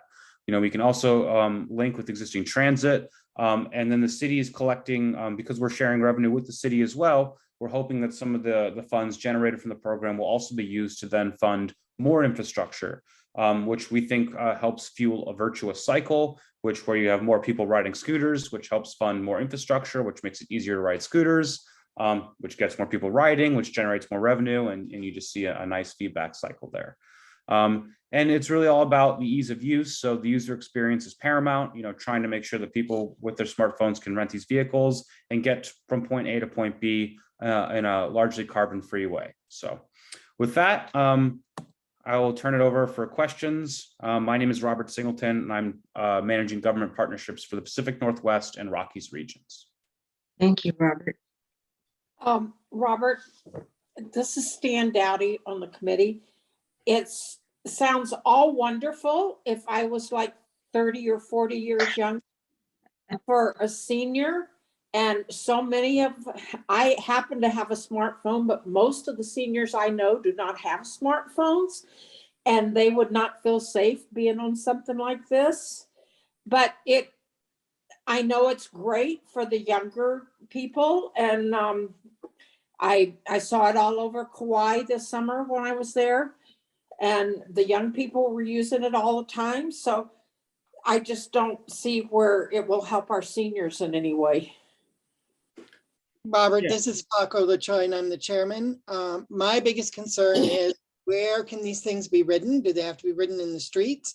We have lots of seniors that walk downtown, especially along the Riverwalk. We have trouble with bicycles as it is. We really had trouble with bicycles before. My other concern is that it sounds like you're going to have specific parking places for these things, because in cities that I've been to, these scooters, especially I was in Seattle in December, Friday night when we got to the hotel, there were 2 scooters there. When we left Monday morning, there were 47 still sitting there that had not moved. So I want to make sure that that's not an issue where seniors, especially some that have mobility issues, are having to try to figure out how to navigate through this mess. And I've lived in Reno long enough that it sounds like all your concepts are great, but you're going to find things floating in the river or on top of bridges, or, you know, it sounds like that you have the ability to track and know that that's where it's at. So do these fleet managers actually have to go and take care of it right away, or does it happen when they get to it? Yeah, and so I'll try and take one by one some of those concerns. So first and foremost, with regards to the young people using them more than older folks, yes, that is the case. Unsurprisingly, you find that a lot more young people are using the shared mobility than some of the older folks. But at the same time, by getting people out of cars and transitioning them to shared mobility devices, you're hopefully making issues like parking and just driving your regular automobiles, for those who are still going to be very car dependent, easier by getting that mode shift for other folks. In terms of the sidewalk, they're not allowed to be ridden on the sidewalk, and it says actually on the chassis of the vehicle facing people, you're not allowed to ride on the sidewalk. And we're going to be geofencing a lot of the sidewalks, and in particular South Virginia Street and Midtown. We're going to be making sure that, you know, the scooter will not accelerate when it's on the sidewalk. So the user's going to have to bring it into the actual street in order to ride it, just like bikes. So they follow the same rules and regulations as bikes do in the city. And I know that, you know, there are problems still with bikes and they're still bad actors, but, you know, we're hoping by bringing the new technology, by bringing a lot of data-driven solutions, and by being iterative and being willing to adapt to that, we can hopefully punish the bad actors and reward the good actors. And over time, you will see changes. You know, that we aspire to be there, but of course, there always is going to be bad actors. In terms of the people who are, you know, eventually going to throw a scooter in the river or put it on top of a bridge and things, yes, our local fleet managers are trained to respond to that. Yes, we're expecting those issues to happen. Yes, we're going to be integrating with Reno Direct, but we're also going to have our own response system. So you'll be able to report a scooter via email, via phone number, or via Reno Direct, or by you can report it in our app. You don't have to upload a payment method in our app to be able to use what we call community mode, which is where you can report a wayward parked scooter or someone who's riding inappropriately. So like a double rider or someone who's riding on the sidewalk and you know, riding aggressively, etc. So yes, the local team will be there, will be ready, and they're going to be particularly aware of for the first couple of weeks of our launch to be really quick in their responses, because if we can try and train user behavior from the outset of the program, it's a lot easier to rein it in than it is in the future part of the program. Yeah, because I see these things going through Wingfield Park where lots of seniors walk. I see them along the Truckee Tahoe, the Tahoe Pyramid bike trail where bikes can be. And those are not streets, those are paths. So I don't know if you're blocking those out, if that's the intention. You know, because people are going to try to go that way if they want to go that way. But if you have the ability to make them go 2 miles an hour they're not going to want to go that way if they can go 15 miles an hour on the street, if that makes Yeah. sense. Yes. So, and one of the other things, since you want to, you want people to learn about this, I think that if we could arrange the committee to go to one of those closed sessions and learn how to ride, maybe we can entice some of the seniors to at least try this. And like Stan said, we know that 40% of our seniors do not use, they have a smartphone, but they use it for phone calls. They don't do much else with it. They are afraid of doing anything like that. They won't put payment information on them if they have them. You know, they're not tech savvy. So as long as there's a way that seniors could, if they wanted to, be able to, you know, ride on a bird, I think that that would be great. Also, I know that there was a question raised at council if any of these were going to have baskets for, like, if you went to the grocery store. Yeah, so on the basket front, we're not going to have any with baskets at launch. It's something we're going to consider a little bit down the line. The reason being is that we've piloted baskets in other markets before. We've seen it does alter a little bit of the weight distribution, especially if people are like having, you know, a good number of groceries or something heavy in the basket in terms of the handling. So from a safety perspective, we're a little bit reluctant to do that. And then also, even the most robust plastic baskets that we've utilized in the past end up breaking and end up being like a sink for a lot of maintenance. So if we can solve that problem, because we've worked so well in partnership with the city to get us to this point right now, and the terms of the agreement, we're going to be all of our latest and greatest technology, all of the new stuff that we'd like to try in any of our markets would be coming to Reno first, because again, we feel that because we have such an effective partnership with the city so far, and because the terms of our agreement are understanding that we're trying to put our best foot forward, and we want to make Reno a flagship of shared mobility for our entire North American market. And I feel very personally that I want to do that. So we will be trying out the latest and greatest stuff. And if we can address those issues with baskets, then this will be the first market to get those. But it's still something we're looking at and testing. Well, I'm very much into trying to reduce the carbon especially in this valley, because I don't know if you live in Reno or not, but we can have inversion layers that the air is so bad you can cut it with a knife. So this helps take cars off the road. I think it's great for our convention business. I think that, if Bird has somebody there that can explain how it all works, those people will use them, unless they're carrying a bowling ball. That will be a problem. I think it's a great idea. I had lots of concerns, but you answered most of them, because it sounds like the technology you have, if there is an issue, you can instantly take care of it. I would say pretty accurate, yeah. Yes. Question for Robert. Mac Rossi for the record. This is not a joke, but had been any consideration to maybe putting dual tires on the back instead of calling it training wheels or something? So I actually have, I can tease this. I've been allowed by our executive team to tease this, but we're actually going to be launching a new vehicle sometime next year called Bird Universal, which will be a step through electric tricycle with bigger wheels, and it'll be a sit down. So it'll be seated, it'll be step through, and it'll be, I don't know the exact portion that we'll have, but we'll make those available in Reno as soon as they launch. And that might be a better, more durable, easier to ride option than the traditional stand-up electric scooter. Thank you. That would be a great option for seniors. I still think that we as a committee should try these and see, because there are a lot of seniors that live downtown. And so this would be a good way for them to get around, quickly without having to walk miles or, whatever it happens to be, because there aren't a lot of grocery stores downtown. Yeah, and actually here, I can preview this. I did get okay from my executive team, but here's the like a mock-up of the Bird Universal that we're hoping to bring to markets again in 2023.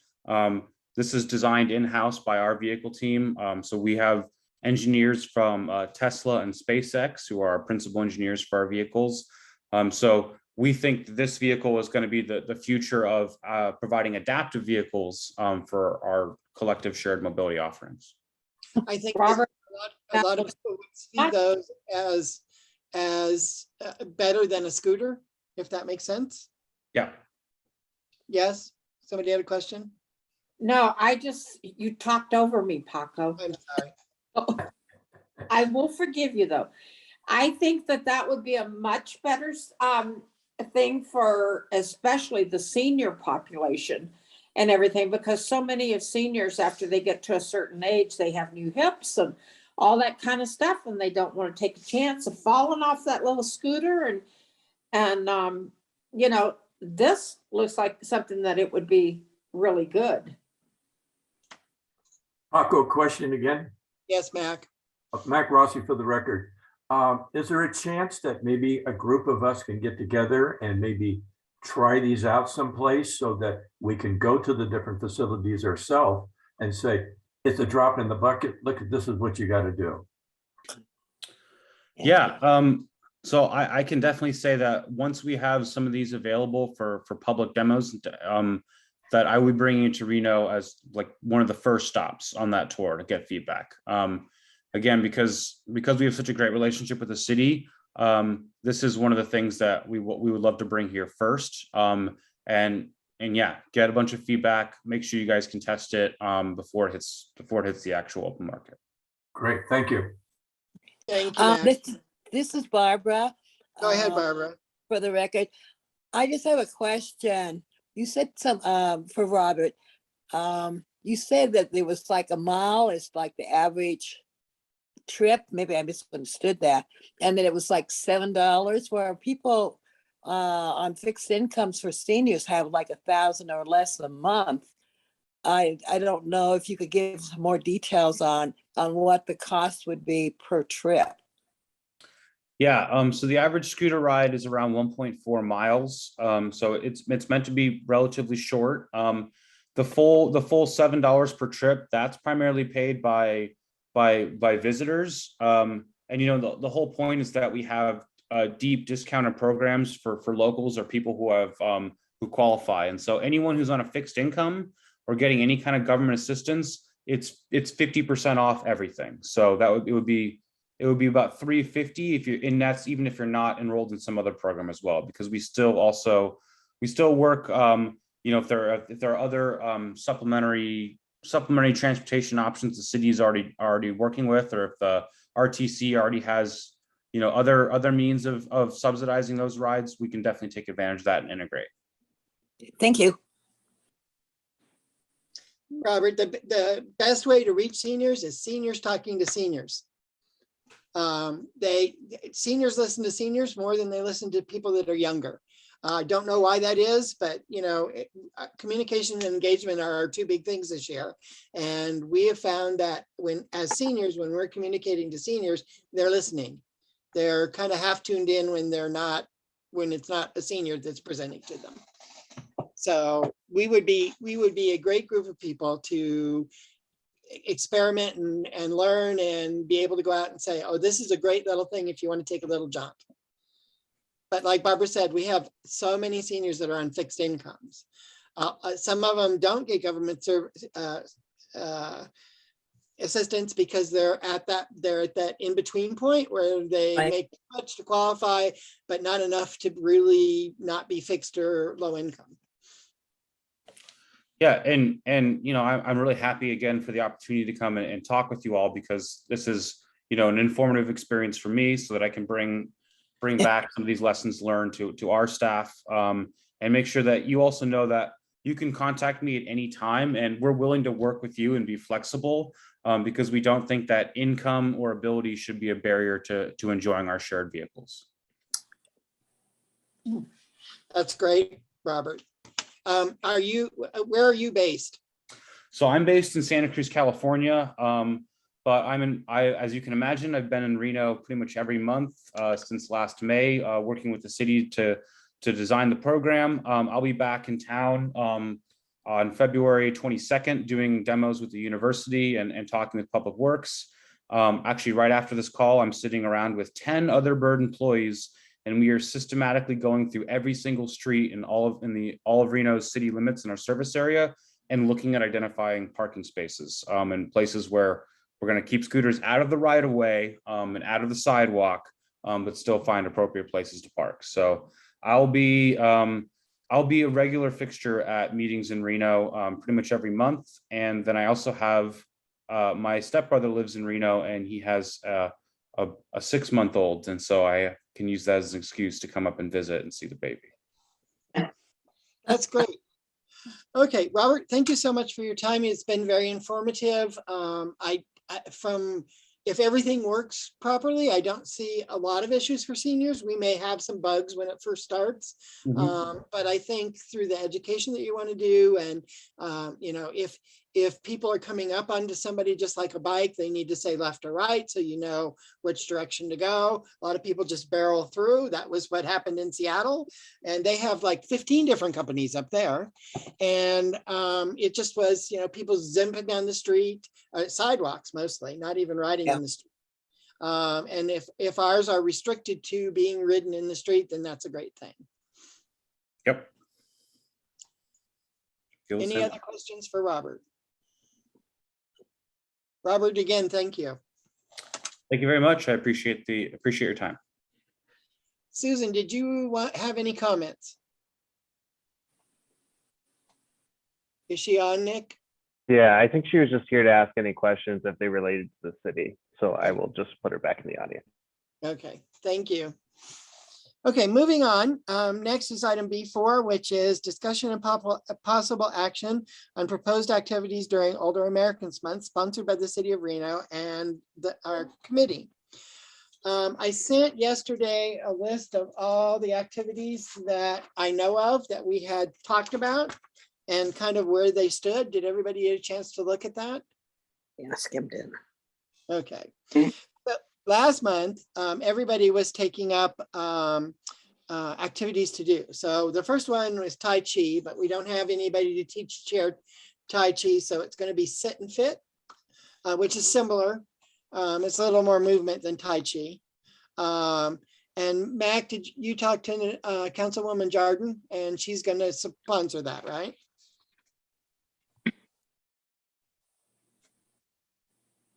Yes, that's correct. Okay. So what we'll need to do is get with her liaison, Amy, and set times or a location and times, and so that we can try to get that set up by the end of the month, so that we can have all of our activities ready for the joint meeting that we're going to have. And I want to say that it's March the 2nd. Abby, can you correct me if I'm wrong? You are correct. March 2nd at, I believe, 2 o'clock. 2 o'clock, yes. And it's a joint meeting. It will be by Zoom. And it will be, we'll discuss what we're doing, what the county's doing, and what Sparks is doing. So we kind of all aren't stepping on each other's toes, which is a good thing. Let's see. Nick's here. And so I know that Councilwoman Dewar has expired all of her council funds. So what we need to find out on the nature walk is we'll more than happily have her host it. We have funding if we need to pay for the nature instructor. So we need to find out if she wants to do it, because it was in her ward last time, and where it was last year is not in her ward anymore. So I don't know if there's another location that she would want to have a nature walk. So that's something if you could discuss with her and see what she wants to do, but we can pay the stipend or the honorarium or whatever it is for the guy that gives the nature talk. Let's see. Amy hasn't gotten back to me either on the community picnic that Bonnie Weber sponsored last year up at I want to say Silver Sage Golf Course is what it is, up in her ward. And I know she wants to do that again. So we just need to kind of track that down. Last year, the first attempt got canceled and they postponed it for a month because it was supposed to be like 90-mile-an-hour winds and it was an outdoor activity. So it got canceled. Barbara had the art appreciation and she reached out to Rick. The mayor has used up all of her funds. We do have funding, so we need to get a hold of Sierra Arts, their education division, and ask how much that was last year so that we can, we have money to be able to fund that also. Okay. Nick already told us about the ACES game, so that's great. And was the suite reserved for senior day at the ACES also on the 22nd? Do you know, Nick? I did not verify that, but I can if you'd like me to. Yeah, Okay. what we want to do with that is we want as many city officials as we can get to come. They don't have to stay the whole game, but they have to be there at the beginning. Because during Older Americans Month, the thought is we want to show that Reno supports its seniors. So by doing that, we can acknowledge them during the pregame part of the game on the 22nd. The ice cream socials are taken care of, Mac. So we just have to set up dates. And I guess we would have the liaison coordinate that, one at Paradise Park and one at Neil Road. And it's, I'm not sure how many we did at Paradise Park. I think it was 150 scoops or something like that, or 150 people. And so we would do the same at both locations. I'm still working on the concert. That's going to be a Noemi thing in me, I guess. The plan is to have folkloric dancers, which are the Mexican dancers, and maybe a mariachi band to try to bring the Latin community in celebrating Older Americans Month with us. Senior Day at the ACES is all set. The contract is signed. It is Sunday, May 22nd. I expect to see everybody's face there, so please take note in your committee shirts, because I'm sure I'll have tasks for all of you to do at the game. And so I'll give you more details when that comes up.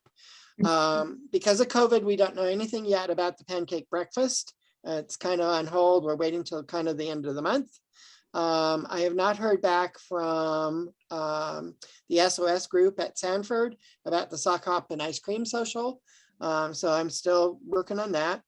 Also, our senior arts and crafts exhibit is set for April 25th through June the 3rd at McKinley Arts. And the call for artists will go out on the 3rd of March. We don't know how many people we're going to get, so we're just going to play it by ear. And it's open to those people 60 and older who paint, sculpt, do pottery, arts and crafts, flower design, whatever kind of art related kind of thing that a senior would do, that they pass their time with, knitting. They can submit a piece for the thing. If we get overwhelmed, then what we're going to do is we're going to have like a 4-day show of every single one of the events, utilizing the auditorium, and then we'll have some judges from their fields judge various works, and then those works that are judged to be the best of the best will go into the gallery for the remaining time. Every person will be getting a ribbon. A participation ribbon, something special from the city. Okay, any questions so far?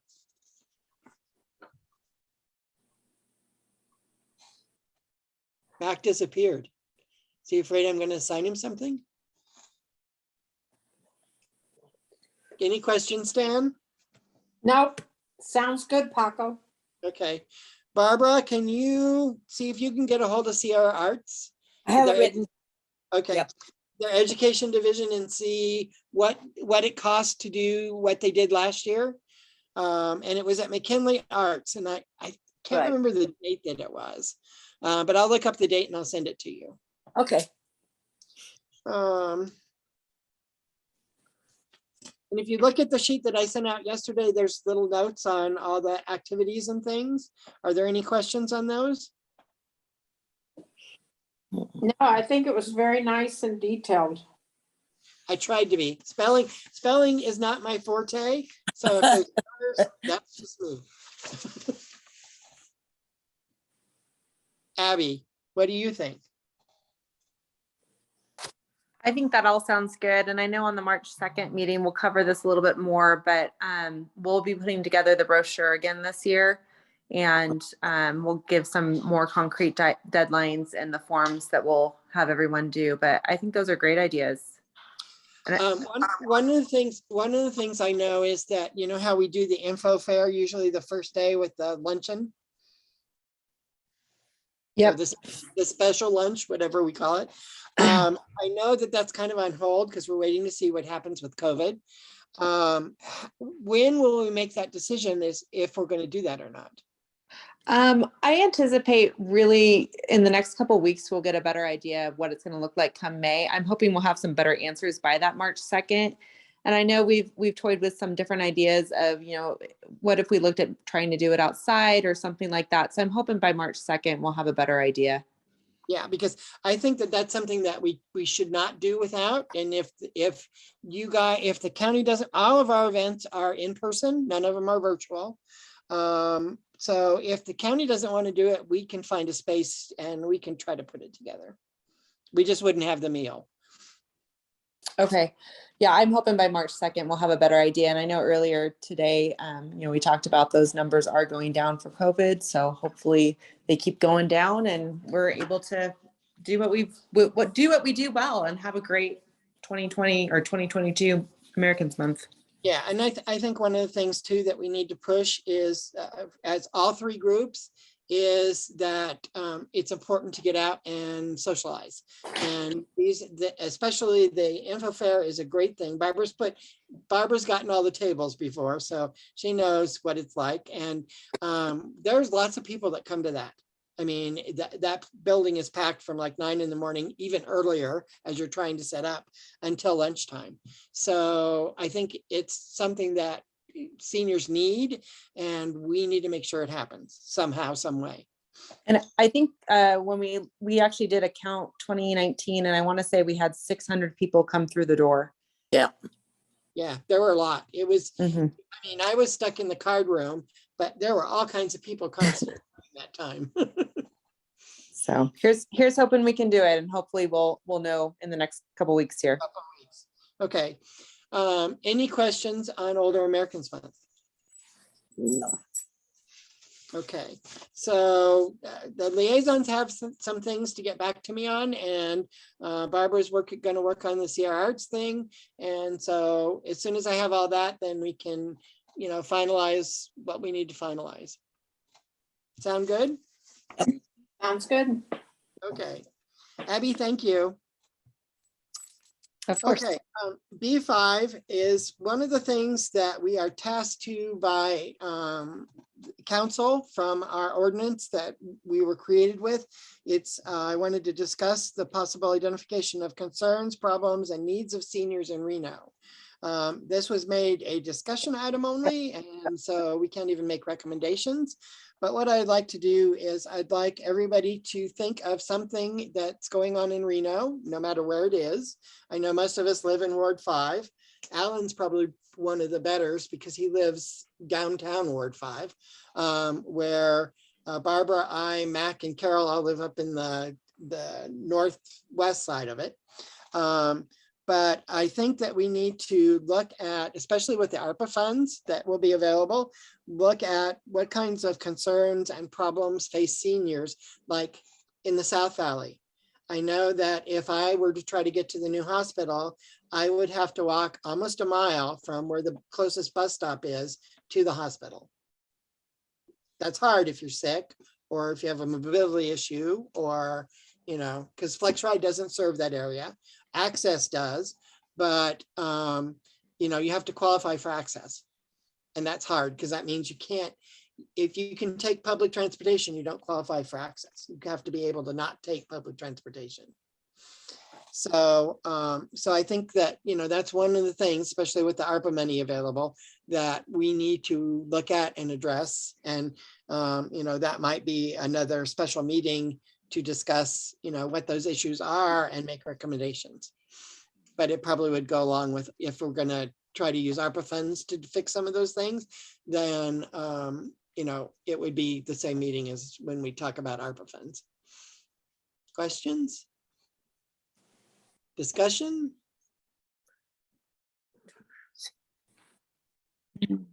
Don't we kind of know what the seniors' issues are already?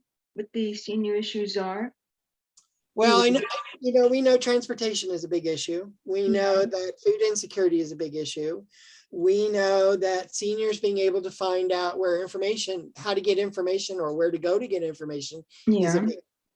And healthcare, maybe. And getting the proper health care, even Medicare, getting Medicare and Medicare Advantage plans, there are so many choices now. And I don't know if seniors really understand all the ins and outs of that. They want to send you to a broker to try to get you the best plan. And, you kind of have to be careful, the brokers get money from Medicare for signing people up. So, it behooves them to try to convince you to pick this plan over this plan. So I think, that's another thing that seniors need to know about is what plan options are out there and what benefits do you get and which one is better than another one. But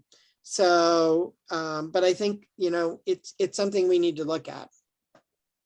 Well, is that as a specific, or would that come under senior health or access to health, or? You've got all these, there's umbrella topics, but within the umbrella topics, there's specifics, like you said, the choosing of a Medicare plan. How much information do you think we'll be giving out to people? I think that's, how we know that seniors watch television, listen to the radio, and like printed things in their hands. So we have the print and we have the radio taken care of right now. We're still working on the TV. And so I think as a committee, the more information that we can get out to seniors or have channels for seniors to be able to get information, it's better. Would there be something new that a different approach than what is being done?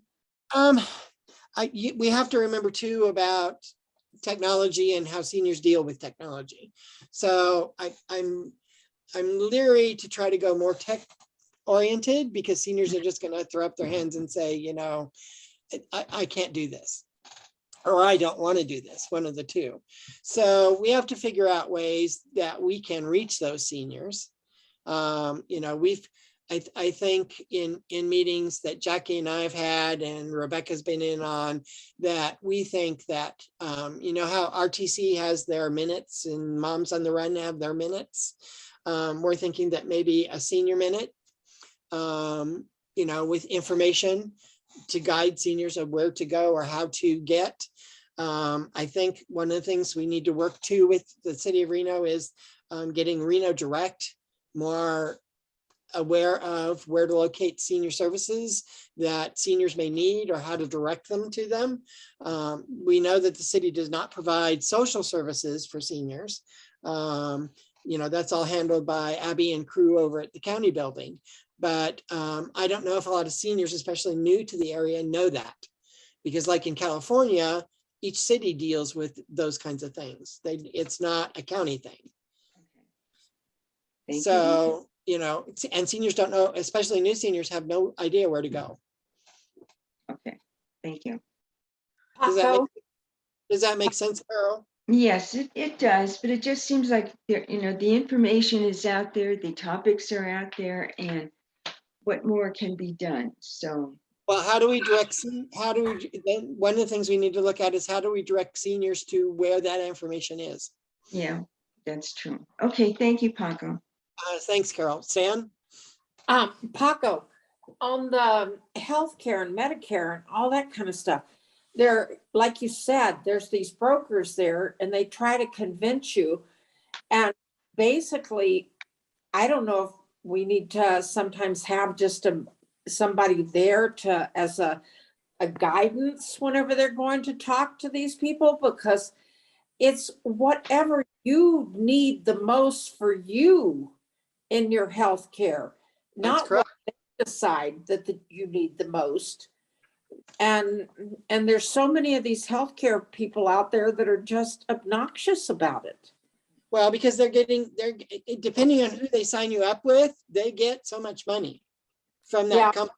Right. For signing you up.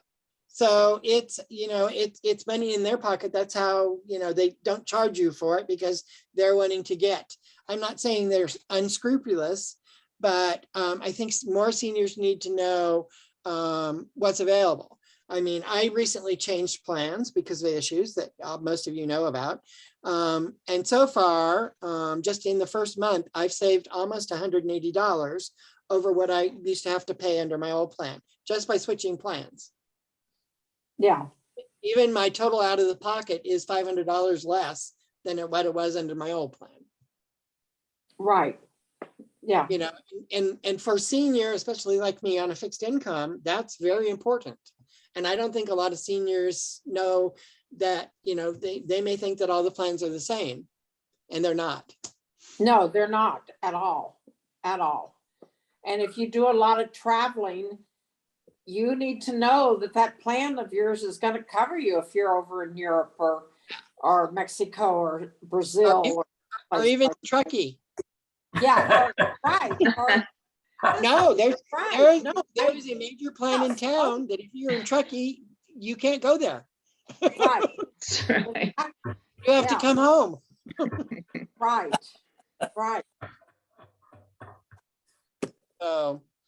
So if everybody could look at that, and then we'll put it on the agenda to see what kinds of issues we may come up with, and we may take action, we may not. It just depends on what we feel we need to do as a committee. Paco, could I make a quick comment on the insurance thing? Sure. This is Abby Wilbridge for the record. I just want to remind individuals that through Access to Healthcare Network, it used to be called SHIP. It's called MAP now. They are a free service. They're volunteer driven. They have no agenda other than to try to figure out what Medicare is going to be the best for you. And so there's a statewide number. They have a local number.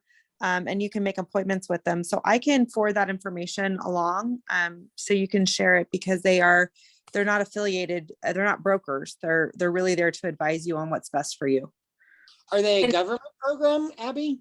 No, it's through Access to Healthcare Network, a nonprofit. And so they receive grant funds, but it's all volunteers that do the counseling. And some of our workers are actually certified to do it as well for our clients that we have on caseloads. Abby, Stan, for the record, do you have to have a certain income or something like that to go to? Can anybody go to Access to Healthcare? Yes, and this is one of their many programs, because Access to Healthcare, and I don't want to go into all of it, they're medical insurance, but they're not. But this is a specific program geared to, and I don't think there's an income requirement or anything. It's geared though to help you choose which Medicare plan and what is going to work best for you in your situation. So I'll forward that information along. Abby, that would be great. Thank you. You're welcome. The local number would be great. I can give you, it looks like it's our number. I'll give you the phone numbers right now, and then I'll forward on more. It's 328-2573. And then they have a statewide number that I think that they forward this number quite a bit. 800-307-4444. Thank you. You're welcome. Thank you, Abby. Okay, any other questions? Okay, moving on. Item C, Board, Commission, Committee Member Reports and Announcements. Nope. None. Okay, No, the actually, only one yeah. that I, what, who, what? Barbara. Okay, Yeah. Barbara. For Abby, I went through while I was listening to all of the concerns and issues. And I actually found the list from 2019 of our vendors that we had. So I still have that list. So I don't know, did you want me to work with Ryan or whoever's in the front there like before or what? I think once we can determine if we're going to be able to have in-person vendors and we're hosting, then absolutely, let's get you hooked up with Ryan. Like I said, I hope to know by March 2nd what that game plan is going to look like. Okay. Thank you very much. I just want to make sure you knew that I still had that. I couldn't You believe are- it, but. Way to go, Barbara. Way to say Okay. things. Okay. That's Okay. it. If everybody will mark on their calendars, March 2nd at 2 o'clock for the joint meeting with the other two committees to talk just strictly about Older Americans Month. I won't be there. You will? Won't? No, Well, you work that.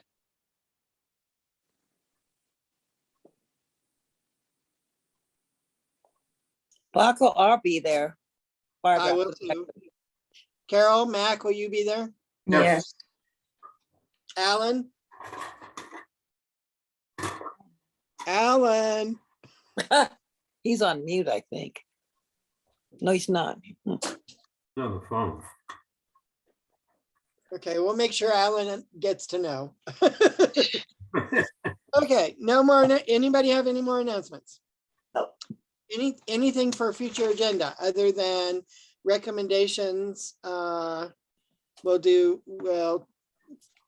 meet with JW and probably Neoma, and we can, start the process for ARPA. And then I think that, a special meeting just to talk about ARPA, because I think it will be long, of what possible things we can do with that $999,998.00, because it can do a lot. There's been several things being kicked around, and one I really kind of want to push. It's kind of along the lines that Neoma was talking about. So we'll have to see where we can go with that. Because I think that would be a great benefit for a majority of seniors compared to just little small pockets of seniors. Anybody else have anything for future agenda? Okay. Is there any public comment from anybody that's on the Zoom? Huh? Mac Rossi. Yes, Mac Mac. Rossi for the record. Just to let you know, there's a meeting tonight, the NAB Ward 5. It starts at 6 o'clock. It's on Zoom. And there's going to be one of the presentations, not presentations, but question and answers, where RTC, the City of Reno, and NDOT are going to be there. And they're going to be touching base on 7th Street and McCarran. The issues have been going on over there with the bus stop. Yay! Yeah. McCarran and Keystone, which is over there by just before you get to San Antonio, San Rafael Ranch, as far as a new roundabout going in. And then there's something on the just outside of Verdi for Highway 80 about a guardrail for safety. And if you have any, those are the concerns that they're going to address. And if you have any concerns as far as anything out in Verdi and Mogul, that would be related to the CAB, the County Advisory Board. You could touch base with me on that. I'll be more than happy to pass it on. That's it. That's great. Okay. Mac, thank you so much, because you know how I feel about McCarran and 7th. We've been working on that for a long time, Paco. I mean, I'm surprised. There are 3 bus stops less than a quarter of a mile apart. I know. I've done the whole map on it, and we hope we get it addressed with the city on that portion. Thank you. Yes, we're still fighting to try to get a crosswalk there too, but for safety reasons, because it's too hard for a senior that's mobility challenged to walk up the hill, walk across, walk down the hill, get groceries, and then repeat that. Right. They just walk across the street. there's got to be some way that a crosswalk with blinking lights or maybe even like a railroad crossing where gates come down, so that people can cross safely across the road. But, that's kind of like one of the things that could go under problems and needs of seniors is that crosswalk. We'll see how many answers we can give to the seniors. Yes. Because they keep asking, and I said it's in MnDOT's hands kind of now because they control that intersection. Yeah, but the city goes beyond that with the 7th Street all the way down to Keystone, which is a little bit of a mess too. Yeah. Well, I don't think that gas pipe is ever going to get finished. Let's keep our fingers crossed. I think that they just need to readjust some crosswalks there. Okay, moving on. We'll open up public comment for anybody that might have public comment. If you're on the Zoom call and want to make a public comment, please raise your hand so Nick can identify you. There's just one person in the attendees now, and they do not have their hand raised. Okay. There being no comment, Mac, it's your favorite time. I'd like to make a motion to adjourn this meeting. There's been a motion to adjourn. Is there a second? I second that motion. I second the motion to adjourn. There's been a second by Carol. There's a motion and a second on the floor. Any discussion? All those in favor say aye. Aye. All those opposed say no. Motion carries. Our next meeting is March the 8th at 2 p.m. unless I call a special meeting. Thank you, Paco. Thank you, guys. Thank you. Okay, how do we get out of this thing? Just sign out. At the bottom. Leave. It says leave at the bottom.